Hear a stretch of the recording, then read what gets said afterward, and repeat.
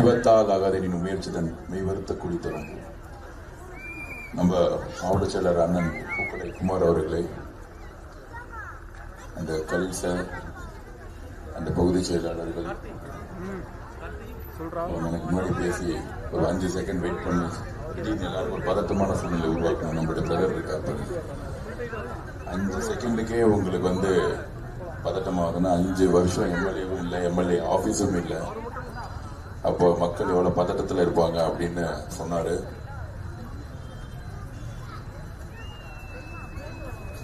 வெள்ளிவாக்கம் தொகுதியில கடந்த 6 மாசமா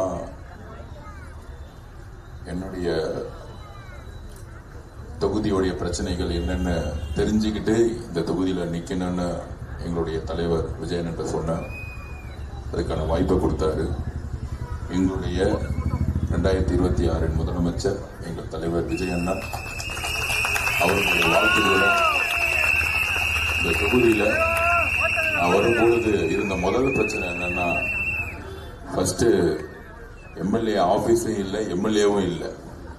கடந்த 10 வருஷமா வில்லிவாக்கம் மக்கள் டிஎம்கேக்கு ஓட்டு போட்டாங்க. அந்த 5 வருஷம் ரங்கநாதன் இருந்தாரு, அவர் ரியல் எஸ்டேட் பண்ணாரு, மக்களை பார்த்துக்கல. அவரு சரியில்லைன்னு அடுத்தவங்களை மாத்தினாங்க. அவரு வந்தாரு, வீட்டை விட்டே வெளியே வரல, மக்களையும் பார்க்கல. மழை பெய்யுது, ரோடு இல்ல, கரண்ட் இல்ல, பெண்கள் பாதுகாப்பு இல்ல, எங்க பார்த்தாலும் கஞ்சா, குடி தண்ணீரோட கழிவு நீர் கலந்துருது. ஒரு சிசிடிவி கேமரா இங்க இருந்து பாத்தீங்கன்னா அந்த தெரு இருட்டாவே பாரு, இங்க இருந்து பார்த்தாலே அந்த தெரு இருட்டா இருக்குன்னா நம்ம கண்ணு முன்னாடியே உண்மை இருக்கு. இந்த தெரு இங்க இருந்து பார்த்தா ஏதாவது வெளிச்சம் இருக்கா? அப்படி 10 மணிக்கு மேல அம்மாக்கள் தன்னுடைய பெண் குழந்தைகள் வெளியே அனுப்புறதுக்கே ஒரு பிரச்சனை இங்க. இந்த நேரத்துல உங்க முன்னாடி உங்களுடைய வேட்பாளரா இல்ல, உங்களுடைய எம்எல்ஏ வேட்பாளரா இல்ல, உங்களுடைய குடும்பத்துடைய ஒரு மகனா எங்க தலைவர் அனுப்பிச்சு விட்டுருக்காரு. அந்த உறவு தான் ஃபர்ஸ்ட் எனக்கு வேணும். எனக்காக இங்க வந்திருக்கீங்களே, தலைவருக்காக, நமக்காக ஒரு மாற்றம் வேண்டுமா? எங்களுடைய தோழர்கள் தோழிகள் துபாயில இருந்து நீங்க 40 பேர் வந்திருக்காங்க தலைவருக்கு ஓட்டு போறதுக்காக. இங்க நிக்கிறாங்க. என்ன உறவு? அப்ப எனக்கு ஒண்ணுமே புரியல. நான் ரொம்ப ஏழை விவசாய குடும்பத்திலிருந்து வந்தவன். அதுக்கப்புறம் பிஏ பொலிட்டிக்கல் சயின்ஸ் படிச்சுட்டு 15 வயசுலயே அரசியலுக்கு வரணும், மக்கள்கிட்ட போய் நிக்கணும், ஒரு மாற்றத்தை கொண்டு வர நான் அப்பயே சிந்திச்சவன். எங்க அம்மாவுடைய இழப்பு, என் குடும்பத்தோட இழப்பு, அது எல்லாருக்கும் தெரியும். அவ்வளவு பெரிய ஜேர்னில இருந்து முதல் முறையா வேட்பாளர் நிற்கும் பொழுது முன்னாடி ஸ்ட்ராட்டஜி எல்லாம் ஒர்க் பண்ணிருக்கேன், பெரிய கட்சிகள் ஒர்க் பண்ணிருப்பேன், ஒரு ஏசி ரூம்ல இருப்போம், ஒர்க் பண்ணுவோம். ஆனா வில்லிவாக்கம் தொகுதியில கள அரசியல் நிறைய தொகுதிக்கு போயிருக்கோம். நான் தனிப்பட்ட முறையில ஒவ்வொரு தெருவா நான் வரும் பொழுது ஒவ்வொரு குடும்பத்தில் இருக்கக்கூடிய அம்மாக்கள், குழந்தைகள், தங்கைகள், ஃப்ரெண்ட்ஸ் வெளியே ஓடி குழந்தைங்கள்லாம் கையில கொடுக்கறாங்க. இது வரைக்கும் திமுக காரங்களோ அதிமுக காரங்களோ வந்தாங்கன்னா குழந்தைங்களை கையில கொடுத்த வரலாறே கிடையாது. ஏன் அந்த குழந்தைய கொடுக்கறாங்கன்னா, இந்த குழந்தையோட எதிர்காலம் உங்ககிட்ட இருக்குன்னு என்கிட்ட தூக்கி கொடுக்கறாங்க. அவ்வளவுதான். ஒவ்வொரு பெண் குழந்தையும் தூக்கும் போது எனக்கு உணர்ச்சி பூர்வமா இந்த பெண் குழந்தைங்க நம்ம என்ன செய்ய போறோம், இந்த குழந்தைக்கு என்ன செய்ய போறோம் அப்படின்னு யாரோ ஒரு ஆள், நான் ஒரு சாதாரண ஆள், எங்கேயோ பிறந்த நான் இன்னைக்கு இந்த வில்லிவாக்கத்தில் கூடிய ஒவ்வொரு குடும்பமும் என்னுடைய பிறந்த நாள்ல முதல் முறையா எனக்கு வாழ்த்து சொன்னீங்க. பிறந்த நாள் கொண்டாடுனதே கிடையாது என் வாழ்க்கையில. ஏன்னா சின்ன வயசுல இருந்து நான் ஏன் பிறந்தநாள் கொண்டாடுனா, எனக்கு அம்மாவும் இல்லை, அப்பாவும் இல்லை. அப்ப சின்ன வயசுல இருந்து நான் ஹாஸ்டல்ல வளர்ந்தேன். 2 பேர் இல்லாதனால வாழ்த்துக்கள் சொல்றதுக்கு யாரும் இல்லை. அதனால சின்ன வயசுல இருந்து நான் எந்த பிறந்த நாளையும் கொண்டாடினது கிடையாது. ஆனா முதல் முறையில இன்னைக்கு கண் கலங்கின பாரதி நகர் ஃபுல்லா எங்க போனாலும் அண்ணா பர்த்டே, ஹாப்பி பர்த்டேன்னு சொல்லும் போது, அதுவும் அம்மாக்களா இருக்கும் போது நீங்க சொல்லும் போது எங்க அம்மாவே நேரடியா எனக்கு சொன்ன மாதிரி ஒரு உணர்வை எனக்கு கொடுத்துச்சு. அப்படி நான் தெருவில் போகும்பொழுது அவங்க சொல்லக்கூடிய ஒவ்வொரு விஷயமும், நான் போயஸ் கார்டன்ல இருக்கேன், வீடு எங்க பார்த்தாலும் நல்ல ரோடு, நல்ல தண்ணி, நல்ல ஸ்கூல்ஸ் இருக்கு, நல்ல காலேஜ் இருக்கு. ஆனா இங்க இருக்கிறவங்க ஒரு அடிப்படை ஒரு ரோடு இல்ல, நடக்க முடியல என்னால. ஒவ்வொரு தெருவா இது வரைக்கும் நான் எந்த காரையுமே யூஸ் பண்ணல. நடந்துகிட்டே இருக்கிறேன். காலையில 7:30 மணிக்கு ஆரம்பிச்சா 12:30 மணி வரைக்கும் நடந்துட்டே இருக்கேன். ஈவினிங் 5 மணிக்கு ஆரம்பிச்சா 10 மணி வரைக்கும் நடந்துட்டே இருக்கேன். 11 மணி நேரம் வெள்ளிவாக்கம் ஃபுல்லா நடந்துகிட்டே இருக்கிறேன். ஏன் நடக்கிறேன்னா, நடந்தாதான் ஒவ்வொரு தெருல என்ன பிரச்சனைன்னு முதல் எனக்கு தெரியும். என் குடும்பத்தில் இருக்கக்கூடிய ஒவ்வொரு குடும்பமும் என்ன பிரச்சனையை டெய்லி வந்து ஃபேஸ் பண்ணிட்டு இருக்குன்னு எனக்கு தெரியும். இல்லன்னா எனக்கு எதுவுமே தெரியாது. அப்ப நடக்கும் பொழுது, அண்ணா இங்க ரோடு இல்ல, இங்க டிரைனேஜ் இல்ல, நாங்க கழிப்பறை போனோம்னா பிரைவேட்ல இருந்தா லாரி கூப்பிட வேண்டியதா இருக்கு, கரண்ட் இல்ல, லைட் இல்ல, ஸ்ட்ரீட்ல தண்ணி, மெட்ரோ வாட்டர் இல்ல, இன்னொரு 4 ஏரியால பட்டா இல்ல, பட்டா கொடுக்கறேன்னு டிஎம்கே சொன்னாங்க. ஆனா இப்ப வீட சத்யா நகர்ல இடிச்சுக்கிட்டு இருக்காங்க. எல்லாமே வாக்குறுதி கொடுத்தாங்க. ஆனா எம்எல்ஏவும் காணோம், மழை வரும்போது யாருமே காணோம். ரேஷன் கடையில பொருட்கள் கொடுக்கறது இல்ல. பிங்கர் பிரிண்ட் ஒர்க்காம முதியோர்களுக்கு எதுவும் கிடைக்க மாட்டேங்குது. எலக்ட்ரிக்கல் லைன் ஒயர் இருக்குன்னு சொல்லிட்டு எல்லாம் கீழே கிரவுண்ட்ல உடிச்சு இருக்காங்க. இந்த மாதிரி எந்த பிரச்சனைகளும் எதுவுமே சரி செய்யாம நான் இன்னும் எம்எல்ஏ வேட்பாளர் தான் இருக்கேன். எனக்கே ஒவ்வொரு குடும்பத்தில இருந்து ஒரு அன்பையும் நம்பிக்கையும் கொடுக்கும் பொழுது இவங்களுக்கு ஏதாவது செய்யணுமேன்னு ஒரு இது வந்து ஆசை கிடையாது. என் குடும்பத்துக்கு, என் குடும்பம் அந்த வீட்டுல இந்த தெருவில் தங்கினா என்ன, என் குழந்தைக்கு என்ன பிரச்சனை வரும், இந்த ரோடு இப்படி இருக்கு எனக்கு ஃபீல் ஆகும் போது, இந்த திமுக தேர்ந்தெடுக்கப்பட்ட எம்எல்ஏக்கள் ஜெயிச்ச பிறகு எந்த மனநிலையில வீட்டுல இருந்தாங்கன்னு எனக்கு ஒண்ணுமே புரியல. நம்ம ஒரு பொறுப்பு எடுக்கிறோம். வாழ்க்கையிலே மிகப்பெரிய குற்றம் என்ன தெரியுமா? ஒரு பெண்ணை கற்பழிக்கிறது, கொல்றது. அதுக்கப்புறம் இன்னொரு பெரிய குற்றம் என்ன தெரியுமா? ஒரு பொறுப்புக்கு வந்துட்டு நான் எல்லாம் செய்யறேன்னு சொல்லிட்டு எதுவுமே செய்யாம ஊழல் மட்டுமே செய்யக்கூடிய ஒரு அரசியல் இருக்கு பாருங்க, அது மிகப்பெரிய குற்றம். ஏன்னா எத்தனை பேர்த்தோட நம்பிக்கை, எத்தனை பேரு ஒரு ஓட்டுனா என்ன, தேர்தல் நின்று வெற்றி பெற்று அதிகாரத்துக்கு வருதா? ஒவ்வொரு ஓட்டும் ஒவ்வொரு குடும்பத்தில் இருக்க அம்மா, தங்கை, அக்கா, அண்ணன், தம்பி, அப்பா, நீங்க வந்தா ஏதாச்சும் செய்ய மாட்டீங்களா, மாற்ற மாட்டீங்களா? நான் படிச்சிருக்கேன், இன்ஜினியரிங் படிச்சிருக்கேன், மெடிக்கல் படிச்சிருக்கேன், பிஏ படிச்சிருக்கேன். ஆனா இதெல்லாம் செய்ய வேண்டிய பொறுப்பு யாருக்கு இருக்கு? உங்களுக்கு தான் இருக்குன்னு ஒவ்வொரு 5 வருஷமும் ஒரு எம்எல்ஏ தேர்ந்தெடுக்கிறாங்க. ஆனால் ஒரு எம்எல்ஏ நல்ல நிர்வாகியா இருக்கணும். அதுக்கு முதல்ல தொகுதியில ஒரு ஆபீஸ் போடணும், அணுகக்கூடியவரா இருக்கணும். ஏதாவது பிரச்சனைனா சரி செய்ய முடியுமா, சரி செய்ய முடியாதா அப்படின்னு சொல்லக்கூடியவரா இருக்கணும். உண்மையை பேசணும். முதல்ல அவருக்கு சாதி இருக்கக்கூடாது, மதம் இருக்கக்கூடாது, மொழி இருக்கக்கூடாது, எல்லோருக்கும் வேலை செய்யக்கூடிய ஒரு எம்எல்ஏ உருவாக்கணும். அதனாலதான் நான் 15 வயசுலயே பிஏ பொலிட்டிக்கல் சயின்ஸ் படிச்சேன். 15 வயசுல என்ன குறிக்கோளோ 40 வயசுல அதே குறிக்கோள தான் நான் இருக்கிறேன். நான் எப்பயுமே தடமாறின கிடையாது. அப்ப இந்த எம்எல்ஏ பிரச்சனை என்னன்னா, அணுக முடியாத பிரச்சனை. அதுக்கு இன்றைக்கு நாங்கள் தீர்வு தருகிறோம். 99008 எழுதிக்கோங்க, இல்ல லைவ்ல இருக்கு. 99008 58008. 24 மணி நேரமும் இந்த தொடர்பு கொள்ளலாம். இந்த நம்பருக்கு, இந்த கால் சென்டரை தொடர்பு கொண்டா எந்த பிரச்சனை இருந்தாலும் உடனே அந்த பிரச்சனையை அந்த கால் சென்டருக்கு கூடிய 10 பேர் இம்மிடியா என்னுடைய வாட்ஸ்அப்புக்கு இந்த பிரச்சனையை வந்து தகவல் தெரிவிப்பாங்க. உடனடியா எங்களுடைய நிர்வாகிகள் எந்த பிரச்சனையா இருந்தாலும், அது பெண்கள் பாதுகாப்போ, கஞ்சா சேல்ஸோ, ரோடு பிரச்சனையோ, இந்த நம்பர் நான் எம்எல்ஏ ஜெயிச்ச பிறகு கடைசி வரைக்கும் உங்களோட இருக்கிற வரைக்கும், உயிருள்ள வரைக்கும் இந்த நம்பர் உயிரோட இருக்கும் அப்படிங்கிறத பதிவு பண்றேன். 98008 இப்ப லைவ்ல வந்து கட் பண்ணி உங்களுக்கு அனுப்பிச்சிடுறோம். 98008 58008. சோ இந்த வார்த்தையை நீங்கள் கால் சென்டருக்கு கால் பண்ணுங்க. நாளையில இருந்து ஆக்டிவேட் ஆயிடும். 10 பேர் அதுக்கு அப்பாயின்மெண்ட் பண்ணியாச்சு. கூடிய விரைவில் உங்களுடைய பிரச்சனைகளை காது கொடுத்து கேட்டு எந்த பிரச்சனை இருந்தாலும் சரி செய்வோம். இன்னைக்கு நான் ஒரு வாக்குறுதி கொடுத்த, என்னுடைய பிறந்த நாள் அன்று எப்பயுமே நான் சொல்லுவேன், என்னுடைய கடவுளை எங்களுடைய அம்மா. நான் பெரிய கோயில் குளத்துக்கு எல்லாம் போனதில்லை. எப்படி எங்க அம்மா சாவமான்னு சொன்னாங்க, உண்மையாரு தைரியமாரு அப்படின்னு சொன்னாங்க. நான் எப்பொழுதும் கூட இருக்குன்னு சொன்னாங்க. எங்க அம்மா தான் எனக்கு கடவுள். அப்ப அம்மா மீது ஆணையாக சொல்லுகிறேன், இந்த இடத்துல வெள்ளிவாக்கத்துல யார் யாருக்கெல்லாம் பட்டா இல்லையோ அவங்களுக்கு பட்டாக்கள் வழங்கப்பட்டு வீடுகள் கட்டி கொடுப்பேன். சேரிகளே இருக்காது, குடிசைகளே இருக்கக்கூடாது. குடிசையே இருக்கக்கூடாது. ஒரு குடிசையில வாழக்கூடிய ஒரு சின்ன பொண்ணு, 5 வயசு பொண்ணு, 5 வயசு பையன் எப்படி முதல்ல சமத்துவமான ஒரு ஆப்பர்ச்சுனிட்டி கிடைக்கும்? அவங்களுக்கு சரியான வீடு கொடுக்கலன்னா அவங்க தான் கிரைம்ல ஈடுபடுவாங்க, அவங்க தான் ரவுடித்தனம் பண்ணுவாங்க. அப்ப அந்த இடத்துல தான் கஞ்சா சேல்ஸ் அதிகமாகும். அப்ப சமத்துவமான சமூக சூழ்நிலை உருவாக்கணும்னா முதல்ல சேரிகளா இருக்கக்கூடிய ஸ்லம்ஸ்ல இருக்கக்கூடிய இந்த குடிசைகளை மாத்தி நல்ல வீடும் நல்ல கல்வியை கொடுக்கணும். இந்த உலகத்துல பிறந்தவங்க யாருமே நல்லவர்கள் கெட்டவர்கள் அவங்களுடைய வாய்ப்பை பொறுத்து உருவாக்கப்படுவது. வெள்ளிவாக்கத்துல எல்லோருக்கும் சம வாய்ப்பை உருவாக்குவது என்னுடைய குறிக்கோளா இருக்கும். அனைத்து கோயில்களும் அனைத்து மசூதிகள் சர்ச்சுகளும் இலவச சாப்பாடு வழங்கப்படும். ஏழை மக்களுக்கு இலவச சாப்பாடு வழங்கப்படும்.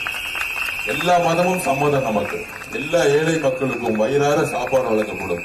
நான் சின்ன வயசுல 3 வேளை சாப்பிடுறது கஷ்டப்பட்டுதான் ஸ்போர்ட்ஸ்ல சேர்ந்தேன். கவர்மெண்ட் என்ன தத்தெடுத்துச்சு. நேரு ஸ்டேட்டத்துல தான் படிச்சேன். பொலிட்டிக்கல் சயின்ஸ் படிக்கும் பொழுது எனக்கு ஸ்காலர்ஷிப் கொடுத்தாங்க. அப்ப நான் சாப்பிடாத போது கவர்மெண்ட் தான் எனக்கு சாப்பாடு கொடுத்துச்சு. இன்றைக்கு ஒரு நல்ல வசதியும் நல்ல பொறுப்பு இருக்கும் பொழுது என்னுடைய நான் கவர்மெண்ட் செய்யும் இது செய்யும். எங்க அண்ணன் முதலமைச்சரை தமிழ்நாடு ஃபுல்லா செய்வாரு. ஆனால் வெள்ளிவாக்கத்தில் தனிப்பட்ட வாக்குறுதி ஸ்லம்ஸே இல்லாமல் எல்லா குடிசை பகுதியிலும் மாட்டணும். ஐநாவரத்துல எப்பயுமே திமுக மக்கள் ஓட்டு போட்டுட்டே இருப்பாங்க. ஐநாவரம் எதுவுமே மாறினதே கிடையாது. வெள்ளிவாக்கமும் எதுவுமே மாற கிடையாது. மக்கள் தொடர்பு கொள்ளவே முடியாது. ஆனா இங்க நிர்வாகிகள் இருக்கக்கூடிய கூபி ஜெயின்னு சொல்றவருக்கு 14 வீடு வந்துருச்சு. இங்க வந்து கவுன்சிலர் ஆகிறதுக்கு முன்னாடி ஒரு சாதாரண கவுன்சிலர் 14 வீடு வச்சிருக்காரு வாடகை விட்டுக்கிட்டு. எங்க வில்லிவாக்கம் ஏரியாக்குள்ள. அப்புறம் இங்க இருக்க வாசு எங்க பார்த்தாலும் லேண்ட மடக்கி போறது. கவர்மெண்ட்ல புறம்போக்கு கவர்மெண்டோடைய புறம்போக்கு லேண்ட் எல்லாம் வாசு பேர்ல பட்டா போட்டிருக்காங்க. இது நியாயமா? நான் கேட்கிறேன். கவர்மெண்டோடைய லேண்ட் எங்கெல்லாம் வேக்கண்டா இருக்கோ அங்கெல்லாம் பார்க் வந்திருக்கணும். அங்கெல்லாம் ஒரு நல்ல ஸ்கூல் வந்திருக்கணும். அங்கெல்லாம் நல்ல வந்து எங்க பார்த்தாலும் மாடு ரோட்ல விடுறது. அது அந்த மாடு யாருன்னு கேட்டா வாசுங்கிறாங்க. மாடை வளர்த்து ரோட்ல விடுறாங்க. எல்லாம் மாட்டு மூல பசங்க திமுக காரங்களுக்கு. மாடு கூட பால் கறக்குது. ஆனா திமுக காரங்களுக்கு மக்களோட ரத்தத்தை கறந்துகிட்டு இருக்காங்க. இதுதான் பிரச்சனை. அப்ப ஒண்ணுமே இல்லாத கவுன்சிலர் 14 வீடு வச்சிருக்காரு. ஒரு கவுன்சிலர் 14 வீடு வச்சிருக்காருன்னா அப்ப எம்எல்ஏ எத்தனை கோடி சம்பாதிச்சிருப்பாரு, ஒரு மினிஸ்டர் எத்தனை ஆயிரம் கோடி சம்பாதிச்சிருப்பாரு, ஒரு திமுக குடும்பம் எத்தனை லட்சம் கோடி சம்பாதிச்சிருக்கும். இதுதான் இங்க பெரிய பிரச்சனையே. கேட்டா பிஜேபி தமிழ்நாட்டுல பிஜேபியே கிடையாது. சும்மா பேருக்கு பிஜேபி ஏத்து நின்னுக்கிட்டு ஒவ்வொரு அமைச்சரும் எஜுகேஷன் நீங்க கவர்மெண்ட் ஸ்கூல். நான் ஒண்ணு கேட்கிறேன். ஏழை மக்கள் மட்டும்தான் கவர்மெண்ட் ஸ்கூல்ல போக முடியும். ஆனா அமெரிக்கால எல்லோரும் எல்லா ஸ்கூலும் ஈக்குவலா இருக்கும். ஏதாச்சும் பணக்கார வீட்டு பையன் ஏழை கவர்மெண்ட் ஸ்கூல்ல போக முடியுமா? மிடில் கிளாஸ் கொஞ்சம் சம்பாதிச்ச உடனே பிரைவேட் ஸ்கூல் தான் போறாங்க. ஏன்? கவர்மெண்ட் ஸ்கூல் ஃபுல்லா ஊழல். ஆனா 35,000 கோடி ஒதுக்குறாங்க கவர்மெண்ட் ஸ்கூலுக்கு. எஜுகேஷன் டிபார்ட்மெண்டோடைய பட்ஜெட்ல எவ்வளவு தெரியுமா ஒதுக்குறாங்க? 36,000 கோடி ஒதுக்குறாங்க. ஆனா அந்த ஸ்கூல்ல போக முடியுதா? சாதாரண ஒரு ஆட்டோ ஓட்டுற பையன் வந்து ஸ்கூலுக்குள்ள போக முடியுமா? கவர்மெண்ட் ஸ்கூல்ல அந்த அளவுக்கு எஜுகேஷன் கிடைக்குமா? ஒண்ணுமே கிடைக்காது. ஆனா 36,000 கோடி எங்க போகுது? நேரா மினிஸ்டரோட பாக்கெட்டுக்கு போகுது. எல்லாம் ஊழல். நல்ல ரோடு போட்டேன்னு நாங்க கணக்கு எழுதிருப்பாங்க. ரோடுக்கு எவ்வளவு ஒதுக்குறாங்க? அதே 30,000 கோடி. ஆனா ரோடு கிடைச்சிருக்கா? பட்ஜெட்ல மட்டும் முதலமைச்சர் படிப்பார் 30,000 கோடின்னு. ஆனா ரோடு கிடைச்சிருக்கா? வாட்டருக்கு டாக்ஸ் வாங்குறாங்க. உங்க வீட்டுக்கு வாட்டர் வருதா? சிம்பிளா கேக்குறேன். வாட்டர் டாக்ஸ் வாங்குறாங்க இல்லையா? மெட்ரோ கார்பரேஷன்ல இருந்து வாட்டர் டாக்ஸ் வாங்குறாங்க இல்லையா? ஆனா வாட்டர் குழாய்க்கு வருதா? வீட்டுல டாப் திறந்தா வருதா? அப்புறம் எதுக்கு டாக்ஸ் வாங்குறாங்க? ரோட் டாக்ஸ் வாங்குறாங்க. ரோடு போடுறாங்களா? டாக்ஸ் வாங்குவாங்க. எல்லாம் அவங்களுடைய அரசியல்வாதிகள் ஊழலுக்காக மட்டுமே இந்த அரசியலை உருவாக்கி இருக்காங்க. நாங்கள் உறுதியாக சொல்றோம். ஆதவ் அர்ஜுனாவுடைய கணக்கு வழக்குகள் ஒவ்வொரு 3 மாசமும் ஆன்லைன்ல ஏத்து விட்டாங்க. இப்ப நான் நாமினேஷன்ல ஏத்துன மாதிரி ஒவ்வொரு 3 மாசமும் என் சொத்து என்ன, என் குடும்ப சொத்து என்ன, எனக்கு எங்க அம்மாவோட சாவை பார்த்து நான் அரசியலுக்கு வந்தவன். எனக்கு பிசினஸ் பண்ணணும், சம்பாதிக்கணும், எந்த நோக்கமும் கிடையாது. நான் வந்து எல்லாரும் கேட்பாங்க இவர் கோவப்படுறாரு, முதலமைச்சரே கொஸ்டின் கேட்கிறாருன்னு. ஏன்னா என்கிட்ட எங்க தலைவர்கிட்ட நல்ல உள்ளம் இருக்கு. எங்க தலைவர் எந்த தப்பும் செஞ்சதில்லை. எங்க தலைவர் திருடினதில்லை. எங்க கட்சியில் இருக்கிற ஒருத்தர் கூட ஊழல் பண்ணதில்லை. ஊழல் பண்ண மாட்டாரு. சினிமா துறையில எத்தனை ஆயிரம் கோடி ரூபாய் சம்பாதிச்சிருக்கலாம். அதை விட்டுட்டு வர்றதுக்கு முதல்ல ஒரு தைரியம் இருக்கணும், நேர்மை இருக்கணும். அந்த நேர்மையான தலைவரும் கட்சியும் எங்க கட்சி. ஆனா அதே திமுக உங்களுக்கு எல்லாம் மக்களுக்கு எல்லாம் தெரியும். 2021 அப்புறம் ரெட் ஜெயின் ஒரு நிறுவனம் திருப்பி நான் பதிவு பண்ணிட்டு இருக்கேன். உதயநிதி அவர்கள் மகனோட ஆரம்பிக்கப்பட்டு ஒவ்வொரு வாரமும் சினிமா தேட்டர்ல ரெட் ஜெயின்ங்கிற பேர் வருதா இல்லையா? அந்த பணம் எங்க இருந்து வந்துச்சு? திரு மு.க. ஸ்டாலின் அவர்கள் முதலமைச்சர் ஆவலன்னா ரெட் ஜெயின் ஒரு நிறுவனம் வருஷத்துக்கு 50 மூவி எடுக்கிறதுக்கு காசு கிடைச்சிருக்கா? இதுதான் ஊழல்ங்கிறோம். ஊழல் என்ன தெரியுமா? சட்டம் கடமை செய்யுமான கண்டிப்பா செய்யும். ஒரு நாள் முதலமைச்சர் விட்டு இறங்கும் பொழுது சட்டப்படி நடவடிக்கை பொழுது ஒட்டுமொத்த குடும்பமும் ஜெயிலுக்கு போகும். கண்டிப்பா சொல்றேன். யாரு அதிகாரத்தை பயன்படுத்தி ஒரு தொழிலை உருவாக்குறாங்களோ, இப்ப நானும் நீங்க ஒரு சாதாரண பேங்க்ல லோன் 10% வாங்கி ஒரு தொழில் உருவாக்கிட முடியுமா? நம்ம எல்லாம் ஒரு சாதாரண குடும்பம். இன்னைக்கு போய் ஒரு ஐஓபில போய் நான் ஒரு நல்ல ப்ராஜெக்ட் பண்றேன், நான் ஒரு சினிமா எடுக்கிறேன், இல்ல நான் ஒரு நல்ல தொழில் பண்றேன், எனக்கு ஒரு 10 லட்சம் 50 லட்சம் 20 லட்சம் லோன் கிடைச்சிருமா? ஆனால் இந்த திமுக குடும்பம் முதலமைச்சர் ஸ்டாலின் அவர்கள் முதலமைச்சர் ஆன பிறகு எத்தனை தொழில் ஆரம்பிச்சாங்க? ரியல் எஸ்டேட் தொழில், ரோடு கான்ட்ராக்ட் ஃபுல்லா. மருமகனுடைய வசதி வாய்ப்பு எங்கேயோ போயிருச்சு. அப்ப எதுவுமே ஊழல். ஆனா பேசக்கூடிய டிவி மீடியா அதுக்கு காசு அடிச்சுட்டாங்க. கேட்டா பேக்கேஜ், எல்லா டிவிக்கும் பேக்கேஜ். பேசுறவங்க எல்லாருமே பாத்தீங்கன்னா திமுக காரங்க எல்லாம். நாங்க திமுக பெரிய கட்சி, அவங்க யாருமே வீழ்த்த முடியாது, யாருமே கிடையாது. அவங்க பூத்துல ரொம்ப ஸ்ட்ராங்கா. என்ன பூத்துல இருந்து ஸ்ட்ராங்கு? இப்ப வாசு அவர்களும் கூபி ஜெயின் வந்தோம். அண்ணா நகர்ல இருந்து ஒருத்தர் வந்திருக்காரு, ஒரு அமுல் பேபி. அவருக்கு ஒண்ணுமே தெரியாது. ஏதாச்சும் அந்த வேட்பாளருடைய பெயர் கார்த்தின்னு ஒருத்தவர் தமிழ்நாட்டு அரசியல மேடையில ஏறி எப்பயாச்சும் பேசியிருக்காரா? இப்ப சொன்னாரு ஐநாவரத்துல இந்த குழந்தைக்கு பிரச்சனை பேசியிருக்காரா? தூத்துக்குடியில 12ஆம் கிளாஸ் பொண்ணு என் தங்கச்சி கற்பழிக்கப்பட்டு கொல்லப்பட்டாங்க. அடுத்த நாள் நான் வீட்டுல இருந்தேன். கடுமையா பேசுற முதலமைச்சரை பார்த்து, ஏன் நீங்க தூத்துக்குடிக்கு போல, அந்த குழந்தையோட வீட்டு அம்மாவை ஏன் பார்க்க போல? தமிழக வெற்றி கழகம் எதிர்கட்சியா இருந்த குரல் கொடுத்துட்டே இருக்கும். இபிஎஸ் அவர்களும் அதிமுகவும் களத்திலே கிடையாது. 12க்கு அப்புறம் எங்களுடைய தலைவர் விஜய் அவர்களுடைய பிரச்சாரம் தூத்துக்குடியிலும் திருநெல்வேலியும் பாத்தீங்கன்னா 10 லட்சம் பேர் வந்து நின்னாங்க எங்க தலைவரை பாக்குறதுக்கு. அது சினிமா அல்ல, மக்களுக்கு மாற்றம் வேண்டும். என்ன மாற்றம்? 2 கட்சியும் அம்மா ஜெயலலிதா அம்மா இருக்கிற வரைக்கும் தமிழ்நாடு அசைக்கவே இல்லை. தொடக்கூட முடியல. அந்த அம்மா ஜெயலலிதா இருக்கிற ஒரு பொண்ணு மேல கை வச்சா கையை வெட்டியே போட்டுருவாங்க. அந்த அளவுக்கு இருந்தாங்க அந்த அம்மா ஜெயலலிதா. காவல்துறை நிமிர்ந்து நிப்பாங்க. எங்க ஒரு ஸ்டேஷனுக்குள்ள ஒரு அரசியல்வாதி போக முடியுமா? பெண்கள் பாதுகாப்புக்கு கையை வச்சு அடுத்த செகண்ட் என்கவுண்டர் போட்டுருவாங்க அந்த அம்மா.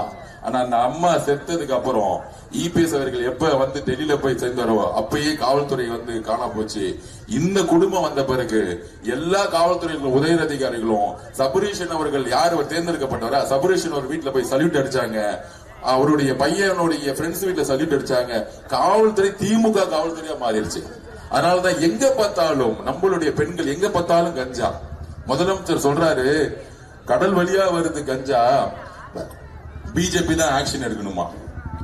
கடல் வழியா வரட்டும். ரோட்ல சேல்ஸ் பண்றதெல்லாம் யாரு? ரோடு யார் கண்ட்ரோல் இருக்கு? பிஜேபி கண்ட்ரோல் இருக்கு.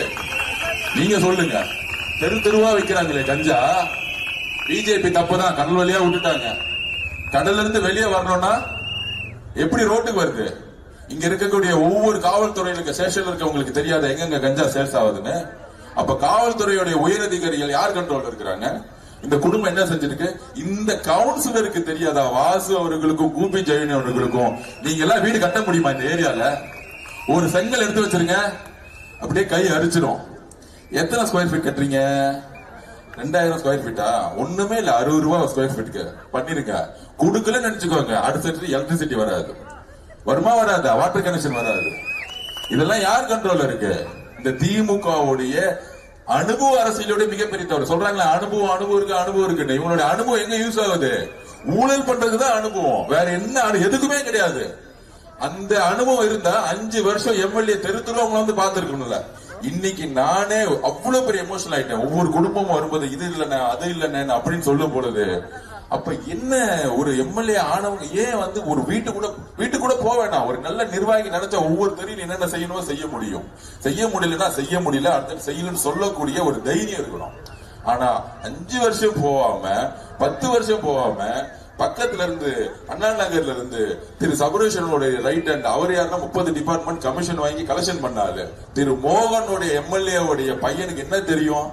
அண்ணா நகர்ல வசதியான அந்த பையனுக்கு இந்த கவர்மெண்ட் ஸ்கூல்ல என்னன்னு தெரியுமா, இந்த ரோடு இல்லைன்னா என்னன்னு தெரியுமா, ட்ரைனேஜ் பிரச்சனைனா என்னன்னு தெரியுமா, சாக்கடை இல்லாம சாக்கடையும் தண்ணியும் சேர்ந்து தண்ணியில ஸ்மெல்ல பாத்துருப்பாங்களா? அதை வச்சு நான் பாத்திருக்கேன். நான் திருப்பியும் சொல்றேன், சாதாரண விவசாய குடும்பத்துல இருந்து வந்தவன், 1ஆம் கிளாஸ்ல இருந்து 12ஆம் கிளாஸ் தமிழ் வழி கவர்மெண்ட் ஸ்கூல்ல படிச்சு சத்துணவு சாப்பிட்டு வளர்ந்தவன் நான் திருப்பியும் சொல்றேன்.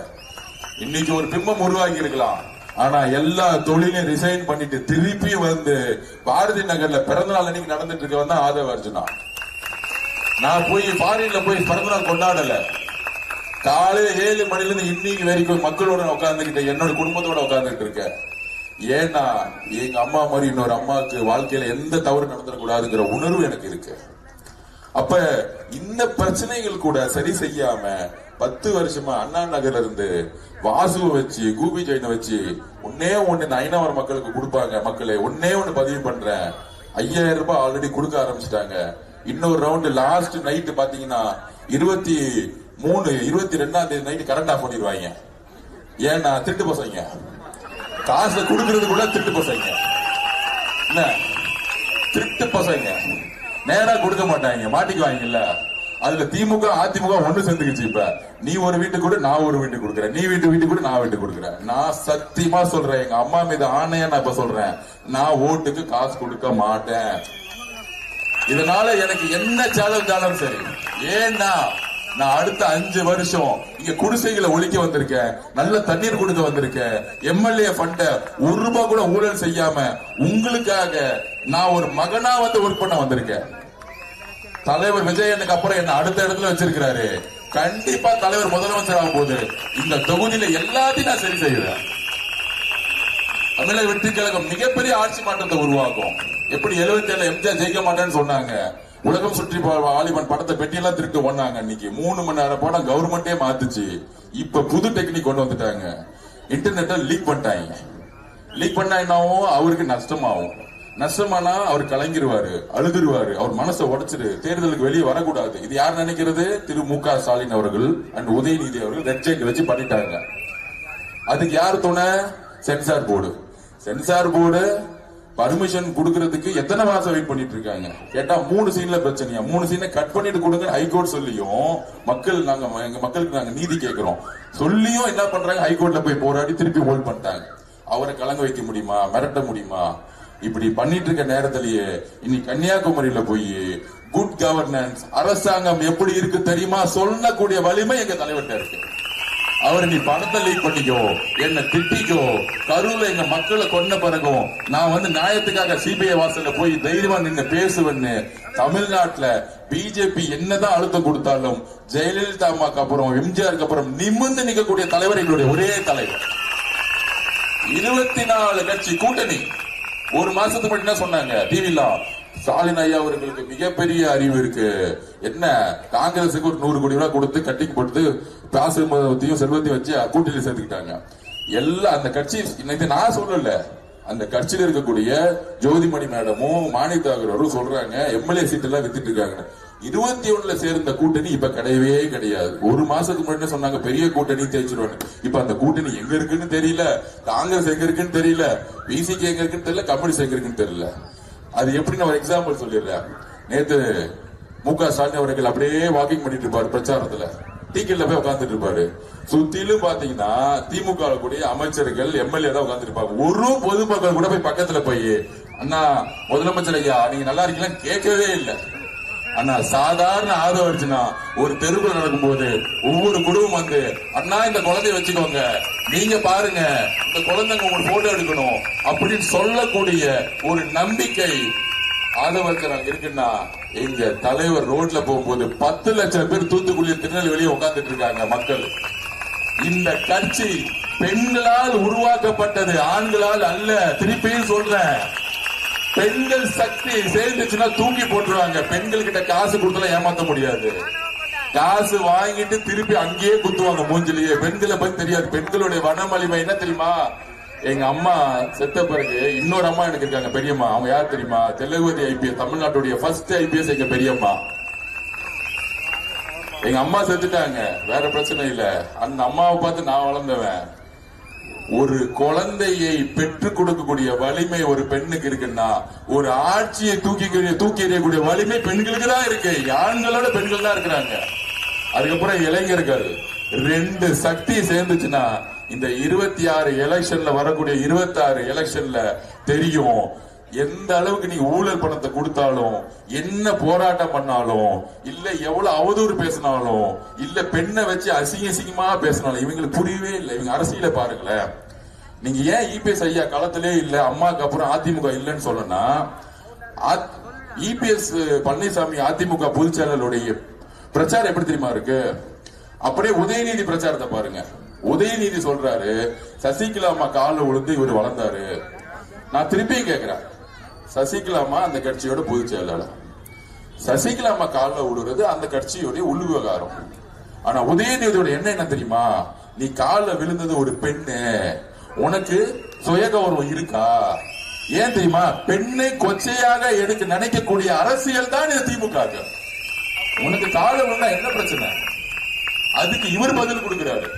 நீங்க இன்ஸ்டாகிராம்ல ஒரு பொண்ணுக்கு போய் லைக் போட்டீங்க, நீங்க பால்டையல், அந்த பொண்ணுக்கு நீங்க லவ் லெட்டர் கொடுத்தீங்க. ஒரு முன்னாள் முதலமைச்சர் பேசக்கூடிய அரசியலா இது? அம்மா ஜெயலலிதா இருந்தா சிங்கம் மாதிரி என்ன பேசிருப்பாங்க இந்த எலெக்ஷன்ல? திமுக தீய சக்தியே, உங்களுடைய குடும்ப ஆட்சியை ஒழிக்க நான் பிறந்தேன்னு சொல்லியிருப்பாங்க இந்த அம்மா ஜெயலலிதா. இப்படிலாம் மேடையில பேசிட்டு இருப்பாங்க. இதுவா அனுபவ அரசியல்? கேட்டா 40 வருஷம் அனுபவ அரசியல் பொய்யா பேசிட்டு இருக்காங்க. இவங்களுக்கு ஒண்ணுமே தெரியல. பொலிட்டிக்கல் சயின்ஸ் பர்சன் நேத்து வந்த அரசியல், நம்ம சின்ன பையன் 5 செகண்ட் வெயிட் பண்ணி நீங்களா பதட்டம் ஆயிட்டு சொல்றான், எம்எல்ஏவே நீங்க 5 செகண்டுக்கே கோபமா வருது, 5 வருஷமா எம்எல்ஏ வரலையா? எவ்வளவு பெரிய அரசியல எங்க கட்சியில 5 செகண்ட்ல எங்க பையன் பேசினான். இந்த அனுபவம்ங்கிறது எதுக்குன்னா, ஊழல் செய்யறதுக்கும் சும்மா கூட வந்து ரவுடி பசங்களை வச்சுக்கிட்டு எல்லாம் கொள்ளடிக்கிறதுக்கு மட்டும்தான். நாங்கள் எல்லாரும் ஒரு உண்மையாலே நல்லது செய்ய வந்திருக்கோம். ஒரே ஒரு முறை வாய்ப்பு கொடுங்க, கடைசி வரைக்கும் அந்த வாய்ப்பை, உங்களுடைய நம்பிக்கையை நாங்கள் எப்பயுமே யூஸ் பண்ணிக்கிட்டே இருப்போம். அதை நான் வந்து செயல்படுத்த மாட்டோம்.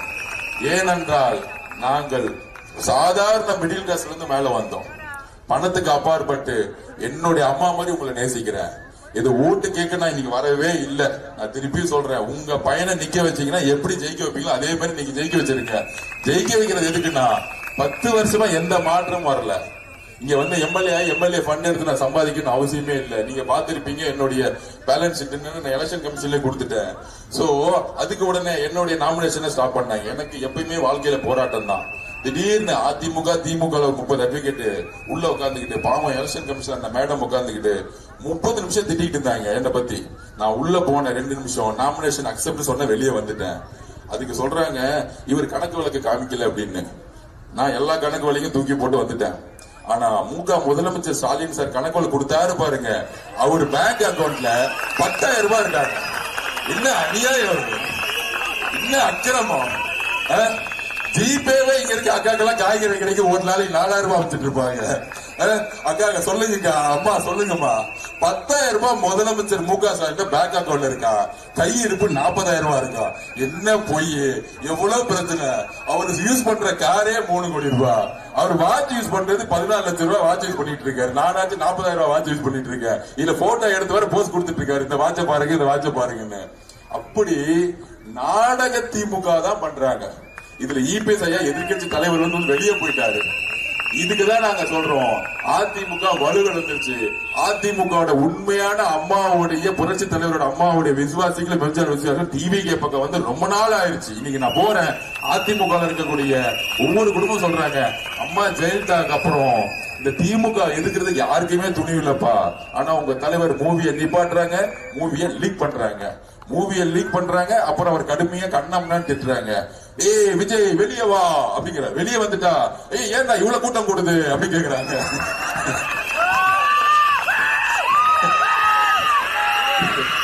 கூட்டத்தை பாதுகாக்க தெரியல அப்படிங்கிறாங்க. கூட்டத்தை பாதுகாக்க வேண்டிய பொறுப்பு போலீஸுக்கு இருக்குப்பா. இன்னைக்கு பாருங்க, எலெக்ஷன் கமிஷன் முடிஞ்சு போட்ட உடனே 48 மணி நேரத்துல பர்மிஷன் கிடைக்குது. இதே காவல்துறை தானே இருக்கு.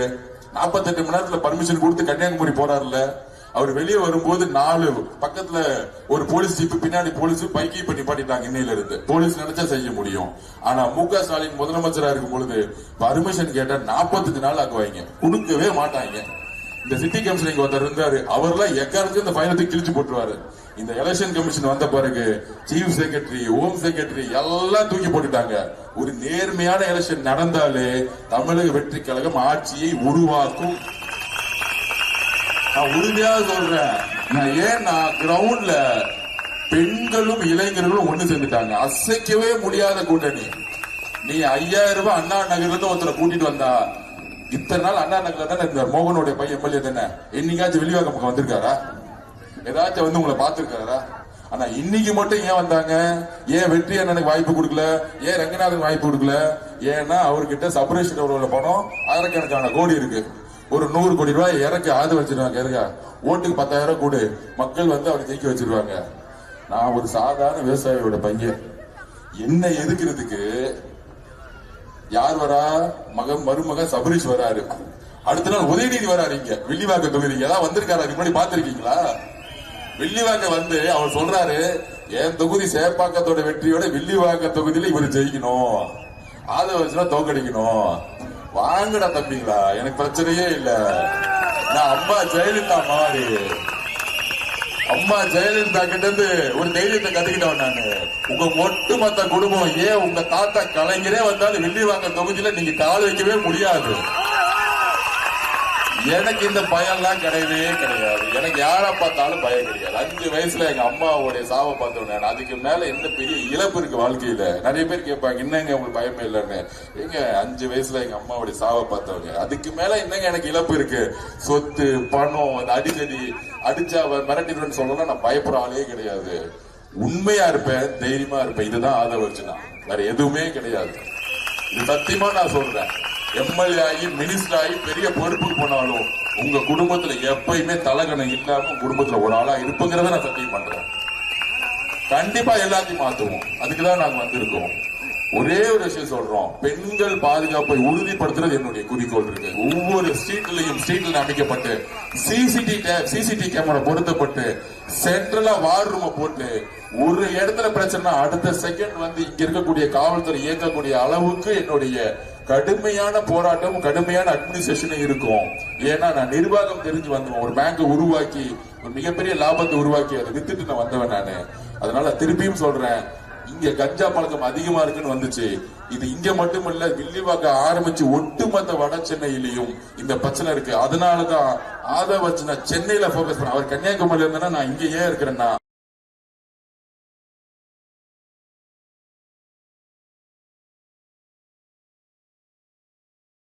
சென்னையுடைய 16 தொகுதி போக்கஸ் பண்ணிட்டு இருக்கேன். எங்களோட வேட்பாளர்களை பாருங்க. வில்லிவாக்கம் ஆதவர்ஜுனா, பெரம்பூர் எங்க அண்ணன் விஜய், அங்க அதிகமான ட்ரக்ஸ், ஆர்கே நகர், ராயபுரம், எல்லா இடத்துலயும் வெயிட் கேண்டிடேட். சென்னையில திமுக பிரச்சாரம் பண்றதா எங்கேயாச்சும் நியூஸ் கேள்விப்பட்டீங்கன்னா இருக்கவே இருக்காது. அந்த அளவுக்கு ஸ்ட்ராங்கா டிவிக்கே சென்னையில பயங்கரமா போயிட்டு இருக்கு. 16 தொகுதியில இன்னைக்கு 13-14 தொகுதியில டிவிக்கு லீடிங் இருக்கு. இதுதான் உண்மை. அதனால வில்லிவாக்கத்துல கஞ்சா சேல்ஸோ மதுவோட விற்பனைகள் கடைகள் அதிகமா இருந்தோ குறைக்கப்படும் உறுதி கொடுத்து வில்லிவாக்கத்துக்குள்ள கஞ்சா சேல்ஸ் பண்ணக்கூடிய எல்லா டீலர்ஸும் பார்டருக்குள்ள நுழைய முடியாது. முதல் தமிழ்நாட்டுல எங்க அண்ணன் முதலமைச்சர் இருக்கும்போது முதல் கஞ்சா ஒழிக்கிறதா முதல் குறிக்கோள், ட்ரக்ஸ் ஒழிக்கிறதா முதல் குறிக்கோள். எவ்வளவு பெரிய ஆபத்து இருக்கும் தெரியுமா? எல்லா யங்ஸ்டர்ஸும் 16 வயசு 17 வயசு பையன் அங்கங்க சிகரெட் பிடிக்கிற மாதிரி கஞ்சா எடுத்துட்டு இருக்காங்க, ட்ரக்ஸ் எடுத்துட்டு இருக்காங்க. இந்த பிரச்சனைகளா தெரியாம டாஸ்மாக் உள்ள சேல்ஸ் 60,000 கோடி ரூபாய்க்கு போயிருக்கு. இதையெல்லாம் முடிச்சாதான். ஏன்னா கஞ்சாவும் ட்ரக்ஸும் ஒருத்தனுடைய மது பழக்கம் வரும்பொழுது பாதிப்புக்கு உள்ளாவது பெண்கள். அங்கதான் வந்து பிசிக்கலி அபியூஸ் நடக்கும், ரேப் நடக்கும், எல்லா விதமான தவறுகளும். ஒரு மனிதன் தன்னிலையை மறந்து இன்னொரு ட்ரக்ஸ் இன்னொரு மது எடுக்கும் பொழுது அவன் மிருகமா மாறுறான். மிருகமா மாறும் பொழுது அவனுடைய எண்ணம் பெண்களை நோக்கி தவறான பார்வையில போய் அவங்கள தொடுறதும் ரேப் பண்றதுக்கு இந்த ட்ரக்ஸும் மதுவும் அதிகமாகும் பொழுது பெண் குழந்தைகளுடைய பாதுகாப்பு கேள்விக்குறியாவது. அதனாலதான் 2 வயசு குழந்தைய ஒரு திமுக ரேப் பண்ணக்கூடிய மனநிலை வருது. இது நியாயமா? தூத்துக்குடியில பாத்ரூம் போன ஒரு டாய்லெட் போன பொண்ணு ரேப் பண்ண கொல்லப்படுது.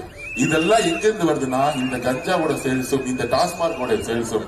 இதை நம்ம ஒழிக்கிறதுக்கான எல்லா வித சக்தி இருக்கு. என்னுடைய வாழ்க்கையில நான் சத்தியமா சொல்றேன், நான் ஒரு விளையாட்டு வீரன். இன்னைக்கு ஒரு ஸ்போர்ட்ஸ் அசோசியேஷன் இந்தியாவுடைய president, basketball India association president. எல்லா விளையாட்டு வீரர்களையும் நான் பக்குவப்படுத்திக்கிட்டே இருப்பேன். எந்த பிரச்சனை வந்தாலும் மது பக்கம் போவாத, ட்ரக்ஸ் பக்கம் போவாத. என் வாழ்க்கையில் இது வரைக்கும் நான் மதுவை தொட்டதே இல்லை, சிகரெட் படிச்சதே இல்லை, தொட்டதே கிடையாது. இது வரைக்கும் காலையில 4 மணிக்கு எந்துச்சுன்னா 6 மணி வரைக்கும் படிப்பேன். 6 மணில ஸ்போர்ட்ஸ் கிரவுண்ட்ல இருப்பேன். என்னுடைய வாழ்க்கை ஒண்ணு ஸ்போர்ட்ஸ் இருக்கு, இல்லைன்னா பாலிடிக்ஸ் ஒர்க் இருக்கும்.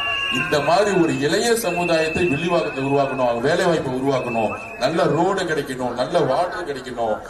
எல்லா வீட்டுக்கும், குடிசை வீட்டுக்கும், பிளாட்ல இருக்க வீட்டுக்கும், பெரிய பெரிய வீட்டுக்கும், பெரிய பெரிய பங்களாக்கு கனெக்ஷன் கொடுத்துட்டாங்க. ஆனா பிளாட்டுக்கும் சரி, சாதாரண குடிசை வீட்டுக்கும் டைரக்ட் கனெக்ஷன், வாட்டர் கனெக்ஷன் பெற்ற கொடுக்கவே இல்லை. சோ இது மாதிரி எல்லா விதமான தேவைகளையும் ஆதரவு அர்ஜுனா என் தனிப்பட்ட வாக்குறுதியா சொல்றேன், சரி செய்து கொடுப்பேன். உங்களுடைய மகனா சரி செஞ்சு கொடுப்பேன். எம்எல்ஏவா இல்லைங்கிறத பதிவு பண்ணி, ஐநாவரம்ங்கிறது எப்பயுமே திமுக ஓட்டு போடுவோம் இன்னைக்கு சொல்லி சொல்லிட்டு இருக்காங்க. நான் திருப்பி சொல்றேன், ஒரே ஒரு ரிக்வஸ்ட், நாங்கள் மாற்றத்தை உருவாக்க வந்திருக்கோம். என்னாலும் நான் நினைச்சா ஒரு ஓட்டுக்கு உங்களுக்கு 5000 ரூபாய் கொடுக்க முடியும். ஆனால் எங்க தலைவர் சொன்னாரு, எனக்கு வசதி இருக்கு, பலம் இருக்கு, என்னாலும் கொடுக்க முடியும். ஆனால் அது தவறு. ஒரு மனிதனை விலைக்கு வாங்குவது தவறுங்கிறது அரசியலை எங்க தலைவர் சொல்லியிருக்கிறாரு. எங்க தலைவர் சொன்னாரு, ஓட் ஃபார் கேஷ் கொடுக்க கூடாது.